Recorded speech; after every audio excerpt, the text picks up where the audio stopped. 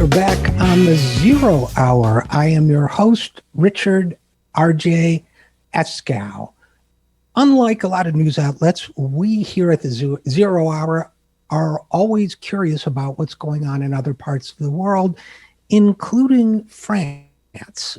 And our friend in France, well, we have more than one, but journalist Cole Stangler has joined us from time to time to report on events there. Cole Stangler is based in Paris, and he joins us now. So without any further ado, Cole, thanks for coming back on the program. Thanks for having me. It's always a pleasure. Yeah, same here. There's a lot going on in France, so I want to get to all these topics, but first let's start with this. We pre-record this show. Today is the 17th of September, Thursday, and a general strike was scheduled for today. Has that, it's evening there now, has that happened? How did it go? Anything you can tell us about that? Yeah, so I was down there earlier, at least in the march in Paris, where I live. And, the turnout wasn't very, very large. If you think back to some of the big marches pandemic back in December, January, February over retirement reform. Nevertheless, unions mobilized. This was led by the CGT union, the General Confederation of Labor, which is the big major union confederation that organizes protests. France's second biggest union confederation. And the turnout was not huge, but the idea with the union here is to kind of have a first big demonstration in the fall, now that people are back at work and back at school, and to try to sort of weigh on the government as it unveils its recovery plan, as it defends its recovery plan, and the CGT trying to kind of have a more critical discourse enter the public sphere. We haven't had much criticism of Macron's recovery plan really from the left present so much in the national discourse, and so this is an attempt from the CGT to sort of insert its narrative and to criticize this recovery plan from Macron, and to try to set the agenda in a way that it sees fit. So asking for wage increases across the board, asking for more funding of the social welfare system in France, and asking for more public services. Also talking about potentially even lowering the work week so that companies can share work hours and as a way to fight unemployment. So all these demands surfacing at the march today. Again, like I was saying, an attempt to sort of change the narrative that we hear so much that's dominated by the government, frankly.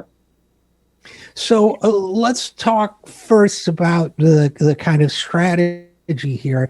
As we know, unions are much more powerful politically in France than they are in the United States. To what extent, though, if the general strike was kind of intended as a marker or a statement of force, or however you want to put it, to shift the debate over the recovery, to what extent, if it turns out that a turnout was tepid everywhere, does that backfire or hurt the union's negotiating position when it comes to the recovery plan? No, I mean that's a very good point, and certainly that there's a lot of criticism of unions for this kind of almost ritualistic form of protest, and I think it's fair to say that does factor into things a little bit. The CGT, there are certain federations that felt this is really important to protest, and so the confederation as a whole ends up having to do a demonstration that maybe not everyone wanted to have, and I think that's part of what's going on here. There are a number of government figures all sort of questioning the motives for the strike, saying they didn't really understand why the strike was happening, especially today with what's going on, and across French society, there wasn't a whole lot of coverage of this as well. So I think how do I put this lightly? I think there are some real strategic questions that the CGT leadership should be asking themselves, and I think it's something we could talk about, especially with on your program, knowing that you have listeners that follow labor in the U.S. But something that's I don't want to say funny, that's not the right word, but maybe ironic about France is that, as you mentioned, it's true. French unions have a lot more institutional power than American unions. Like I've talked about before on your show, they sign these massive, they sign agreements that cover whole swaths of the economy and then on multiple levels. So a company like Amazon has a local site agreement. Well, Amazon being a bad example because they fight unions, but a company will typically have a site. A large company will have a site-specific agreement. They'll have an employer-wide agreement, and they'll have a sector-wide agreement. So you have this big system of collective bargaining. Unions are negotiating on a regular basis with the government over major national issues. That exists. On the other hand, sometimes there isn't a whole lot of strategic thinking about new organizing, and it's something I've talked about with labor folks on an international level as well, who have this impression of labor in France. So very strong at sort of mobilizing for these big protests. They have a lot of institutional power, but sometimes on a strategic level, I think there are questions about whether or not they're devoting enough resources to organizing new workers, and whether or not this sort of attachment to protesting as just protesting for the sake of protesting maybe isn't always the most strategic. Again, it's a sensitive topic because typically I'm sympathetic to unions. I am sympathetic to unions. I'm a union member here in France as well. But I think there are questions that should be asked about strategy. Going forward. Yeah, I mean, to me, and I asked the question, Cole Stangler, not out of antipathy toward unions. My grandfather used to tell me tales of the goons that would break up their strikes. So it's more a matter of, as you say, tactics. And that's why I bring that up, because my impression is, well, I'll ask your thoughts on that. But first of all, for our listeners who might not know, my sense of who they're up against in Emmanuel Macron and his government, Macron I think of as the candidate of the globalist faction or the global elites. And last I looked at his poll numbers, which admittedly has been a while, he was not that popular. So he had alienated large swaths of the population, but an intelligent guy who might, be a threat, might be capable of outmaneuvering unions or anybody, just given the resources he has at his disposal. So I always think tactics are a legitimate area of debate. How is Macron handling this conflict over the recovery plan? Well, to maybe speak to Macron's talent as a politician, they've attempted to really play up the ecological aspects of this. So we have the total number here associated with this plan is 100 billion euros, which isn't entirely accurate because I've seen reports that have said essentially some of this money had already been earmarked, and so the 100 billion euro figure makes it sound a lot larger than it is. But in any case, let's say dozens of billions of euros, so a significant amount of money. Maybe not enough, but some. 30 billion euros has been part of this green is the green transition. So they've fought this battle to in the press really to have a portion of this money be labeled as environmentally friendly, green, supporting money that's conditional on companies making a certain amount of changes to become more resilient for the environmental transition. So I say that just to highlight the fact that Macron himself is aware that there's pressure on the left as well as pressure on the right. We can maybe talk about that later, but certainly when it comes to the pressure on the left, unions, people that would be drawn to the sort of march that we saw today, they criticize him for not being, let's say, for not caring enough about broad social welfare or collective well-being, criticizing him for not doing enough in the environment. Macron, in an attempt to kind of dull some of that criticism, has pointed to as environmental credentials. And we've seen this a lot even before. So Macron elected in 2017, on Twitter, he's trying to troll Donald Trump on Twitter, saying "Make our planet great again." He likes to, on an international scale, talk about how important the climate is, and part of that is because of the Paris Accords that were overseen by his predecessor, François Hollande. So that's been a part of the recovery plan, and Macron is a very adept politician. But as you mentioned, the polling figures are not very positive. They haven't really been very positive for much of his presidency. Because even if people aren't showing up to a protest like this because they maybe don't want to go with the health circumstances, because they see that there's violence, they maybe don't agree with everything that the unions are doing. There's a real chunk of the French population that is opposed to Macron's cuts in public services, or at least freezing in spending on public services that we've seen throughout his presidency. That's opposed to his reforms when it comes to making it easier for companies to lay off workers. For instance, his big labor reforms.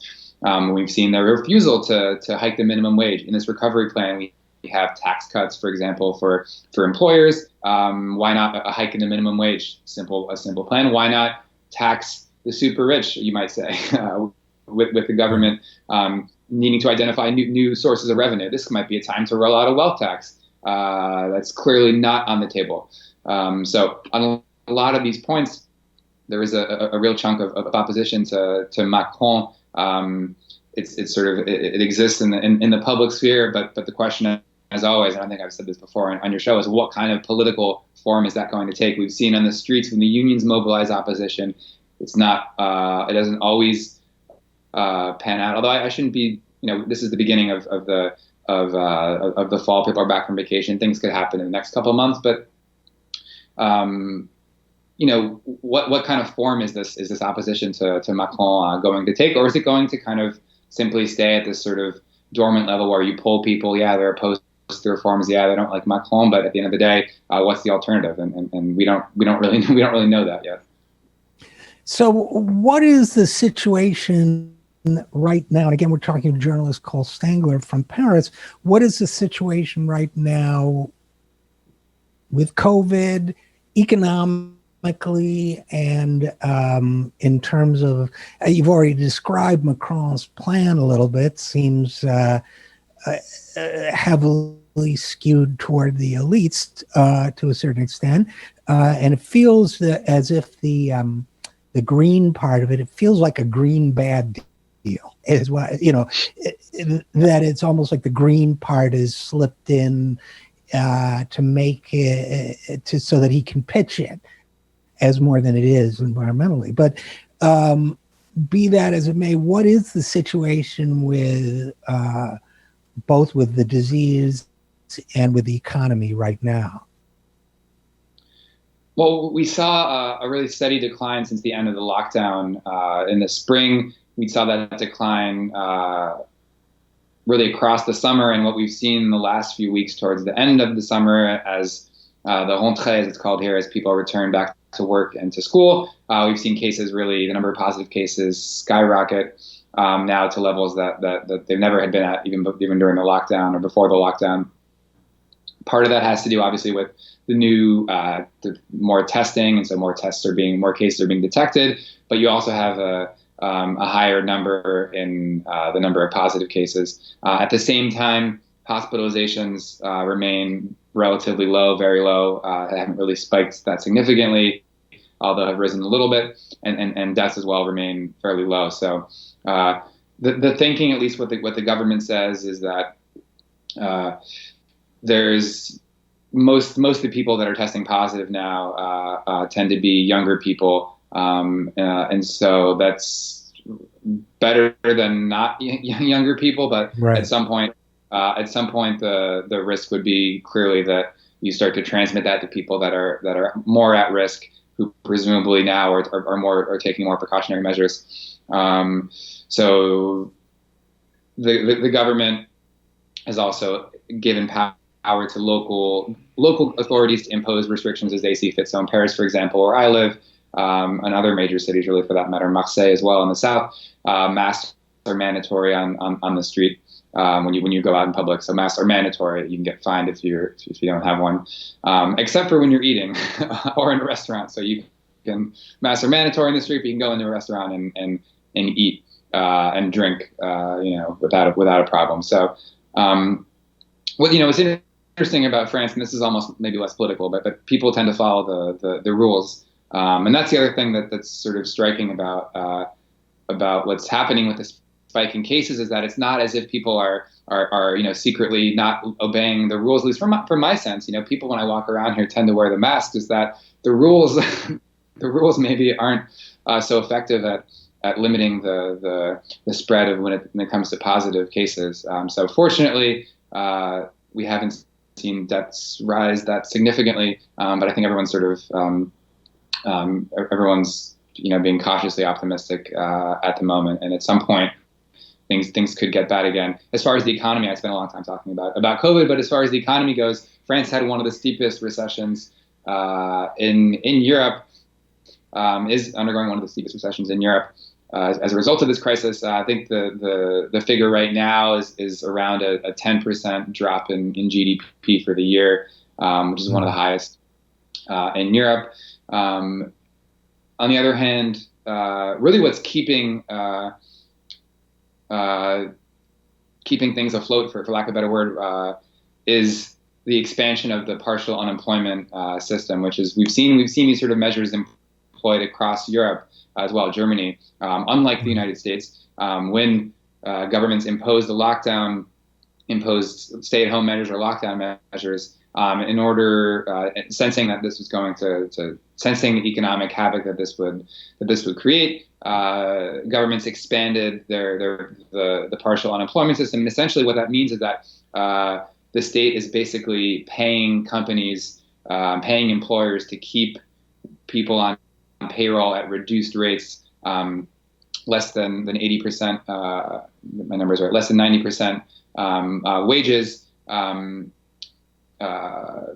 But still on the payroll and covered by partial unemployment. So the government has expanded the system pretty considerably, and that's sort of the one quote unquote socially conscious measure that's part of the Macron recovery plan. So you have a continued extension of the partial unemployment. You have tax cuts, like I was saying. It's kind of a roundabout way to answer your question, but you have the tax cut element of this for employers. You have the green measures, which really I should say is basically money going to businesses to make a set number of that's conditioned upon them making a set number of small environmentally friendly changes to their businesses. And then you have the extension of the partial unemployment. The partial unemployment is really what's keeping people from losing their jobs at a really, really high level. And we're already seeing that start to happen. I was just reading yesterday, Bridgestone factory, one of the world's biggest tire maker, I believe, announcing they're going to close a factory in northern France and lay off 900 people. So we're starting to see these sorts of announcements. Nokia closing a major site in the west of France, in Brittany. So we're starting to see people lose their jobs despite the partial unemployment measures. So a lot of uncertainty with the virus, and then the recession and how this crisis is going to turn in the next months, if not years. And although you don't have an election coming up as quickly as we do in the United States, obviously this uncertainty, I would think, obviously, this uncertainty, and again, we're talking with Cole Stangler, journalist based in Paris, I would think translates into political uncertainty. And you have regional and national elections coming up. Is that right? Yeah, you have regional elections that are coming up in March of next year, and then the presidential election in 2022. And we'll talk about that maybe even before that. We just had earlier this year the local elections taking place in two rounds. The first round, which was in March, so they suspended the second round until I think the end of June, if I'm not mistaken. And what was interesting in those local elections is the left actually did pretty well. Macron, for all his ability to dominate the national news cycle, for his ability to really dominate the national political conversation, the fact that he has no real alternative on the national level right now, his party did very, very, very poorly in those local elections.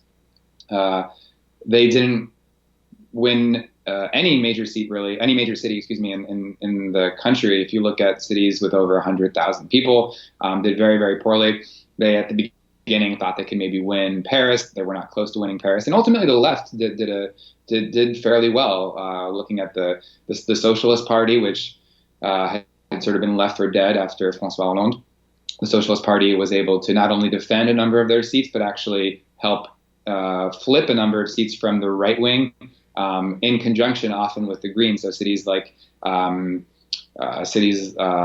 Marseille, for example, the Socialists are part of a coalition there, and the Greens were able to win the city of Lyon, France's third largest city. They were able to win the city of Strasbourg. These are both cities that have been governed by the right.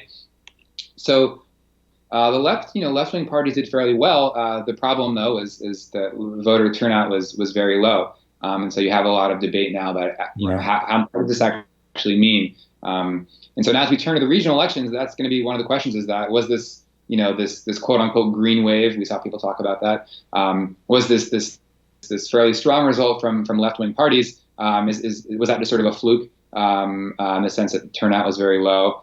Is it really just limited to a number of big cities, or are these parties tapping into something, a dynamic that's a little bit larger than that? So we have, I believe, 13 regions in France that'll be voting. Many of them, the conservative right-wing Republican Party has been on the defensive a lot, and they happen to control a fair amount of these regions. And so there's hope maybe that the Greens and or Socialists and or La France Insoumise, the left populist party from Jean-Luc Mélenchon, that these forces could maybe could take some of these regions.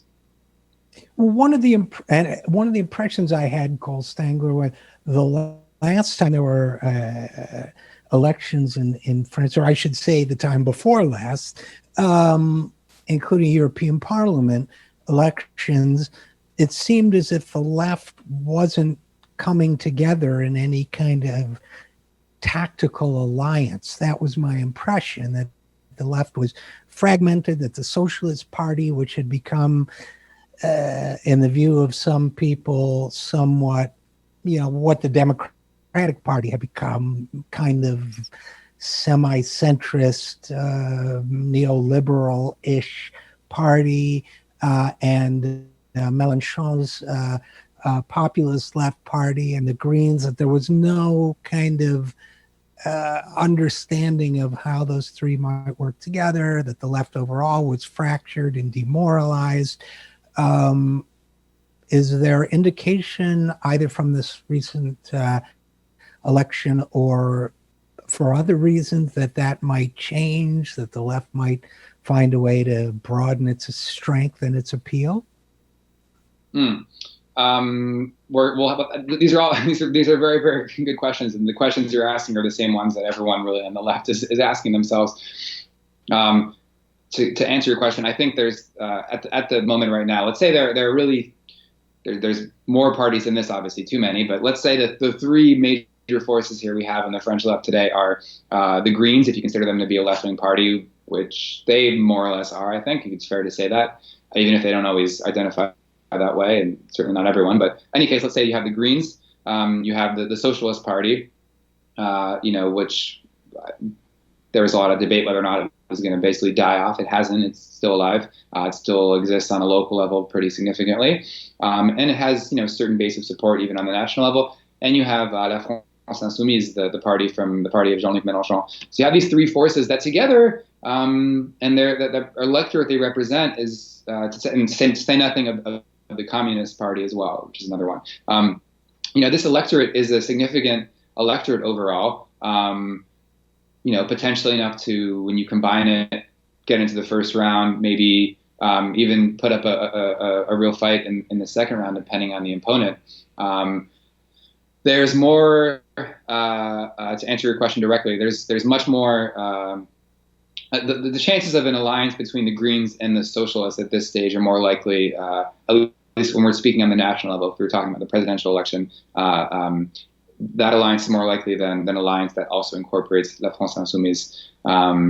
Jean-Luc Mélenchon says that he's going to announce his decision of whether or not he runs later this fall. He almost certainly will announce his candidacy for president. On the other hand, the Greens and Socialists have said, they've sort of put out different messages talking about how they're not opposed to having a common candidacy. And even actually you have some people in the France Insoumise and the Greens who have sort of hinted at maybe working together as well. So there's sort of two different questions. There's the regional elections that could form some alliances, almost will have to form alliances in order to stand a chance of winning. And then, does that kind of dynamic from the regional elections, does that translate into sort of momentum on the national level? I think is something to look for. But the electorates themselves, this is, potentially majoritarian electorate in France. And so you have a debate right now, basically, to go more in the weeds. And again, there's all kinds of nuances to this, but I want to simplify it a little bit. You have a debate, basically, about there are some who want to revive this idea of the union of the left. That's something we saw in the late 90s in government. So Chirac was the president from the right, Jacques Chirac, but the left actually ran the government because the prime minister was from the left, and the National Assembly was left. So it was the Socialists, Greens, and Communists. There's this talk of maybe reviving a union of the left, and there's a lot of discussion around that. I was at a conference last 2 weekends ago where you had politicians and organizers that were really, more or less committed to this idea, unifying. That's one option, potentially majoritarian, potentially could win. Another option, another argument is essentially that, this whole idea of joining together the different political parties, and that this is how we're gonna create a winning strategy, is sort of thinking from the last century, and that these combining all the different logos of the different parties doesn't really appeal to electors that much. They've already been betrayed before by the Socialist Party. Why are they going to unite behind a bunch of older white male politicians who are boring, who are talking about the same left-wing union that we've seen and wasn't all that great in the late 90s, early 2000s. And so you need to have something. This is more the Mélenchon line, although he doesn't say it directly. Again, I'm simplifying things in case some of the commenters push back on this. I'm simplifying, but this idea that maybe Jean-Luc Mélenchon running is better because he's not part of this old game of having to bring together the different political parties and their leadership. What he's about is having a clear candidacy that speaks to working class voters, speaks to young people, and speaks to people that are increasingly not participating in elections. We have declining turnout that we've seen across a number of elections in France. Of course, nowhere near U.S. levels, but in France, turnout has been declining. And so, maybe you need to set aside all this talk about the union of the left, because at the end, you can add up the scores, the parties, but is that really going to do the work? I don't know. And at the same time, having a Mélenchon candidacy by himself, I'm fairly skeptical that that's going to be enough to get him into the second round as well. It strikes me. Let's just a couple quick questions about Jean-Luc Mélenchon. Seems to me, if I recall correctly, he got about 30% of the vote in the first round last time, but that he might have a ceiling somewhere near that and of potential votes. And when he first appeared on the national scene, he was excited. He was getting pretty good coverage for a leftist. And they were saying he was the Bernie Sanders of France and all this, but at least over here, the coverage of him quickly turned to, he's autocratic. He won't collaborate. It's his way or the highway, that kind of thing. What's your sense of Mélenchon? Yeah, he's in the last presidential election, 2017, he got just under 20%, but it was very, very close. You had Macron, I missed by a lot. Yeah. Okay. Yeah. So you had Macron and both more than 20%, and then Mélenchon just under 20%, and Fillon, the right-wing candidate, just under, or maybe just at 20%, I forget. But in third, Mélenchon very close fourth, just behind Fillon, and really not far away from the second round either, behind Le Pen or Macron for that matter. So he was close. Mélenchon is a really exceptional orator. I was because I'm a geek and I do these sorts of things with my free time. I was watching his speech that he was giving at all the parties organize their summer festivals every year. So this was late August. His party, France Insoumise, had their summer festival. Mélenchon was giving a speech at his summer festival. So I watched it, and he gets compared a lot to Bernie Sanders and to Jeremy Corbyn, and they're both, all of them are sort of these elder left statesmen, or these sort of grandfatherly figures who have a lot of youth support but are really committed to left-wing principles at a time in which the governments have abandoned them and the rest of the political spectrum was drifting away from them. So I'm always kind of thinking of comparing Mélenchon to these two figures, and Mélenchon has a way of speaking that's really different from Sanders and Corbyn. Sanders is someone who very effective politician, obviously, but Sanders really sticks to his script in a certain way. He rails off his points. He gets the crowd going, and you kind of know what to expect of Sanders. It's not a criticism. He's very good at it. Corbyn, perhaps less so in the Sanders mold, but still, has his certain points that he hits on. Mélenchon is someone who gets up on stage, and he gave a 2-hour speech at this festival where he's referencing. I tuned into. He's talking about the Italian Renaissance, and he's talking about humanists in the 16th century, and then the next thing he's talking about climate policy, and he's talking about biodiversity, and he's talking about NATO, and it's just this really impressive way of speaking for 2 hours long, or almost 2 hours long, which is really impressive. So he has this sort of, and I was sort of watching this and reminding myself, this is why people are attracted to him. He has this allure where he has a great way of speaking, a very effective orator, and that speaks to people. So very talented, but he lost some credibility. He's lost some credibility in the last few years over some scandals that have happened, and I think people have also seen him as becoming a little too confrontational. So we'll see what happens. But I think maybe to turn things a little bit more positive, because I'm not completely. I don't think the left is doomed for 2022. Maybe things will get messy and complicated. But what sort of scenario could we be in which you have two main candidates? You have Mélenchon and you have the Green Socialist candidacy. What's going to happen when we're in January, February 2022, a few months before the election, when these two campaigns are presumably pretty close to getting in the second round, or if you combine the numbers, maybe in the second round? What kind of pressure is that going to put on the candidates to maybe join forces? Perhaps more importantly, there are some interesting social movements in France today that have an ability, depending on how things evolve, to really reset and to shape the national discourse. You have this movement against police brutality, the sort of French version of Black Lives Matter, organized by the Comité Adama. Adama Traoré, killed on, forgetting what birthday, in his early 20s, killed on his birthday in the suburbs under very suspicious circumstances, dying in police custody. A protest movement there. You have of course, the Yellow Vest movement, what's left of the Yellow Vest movement. You have the largely youth-led climate movement.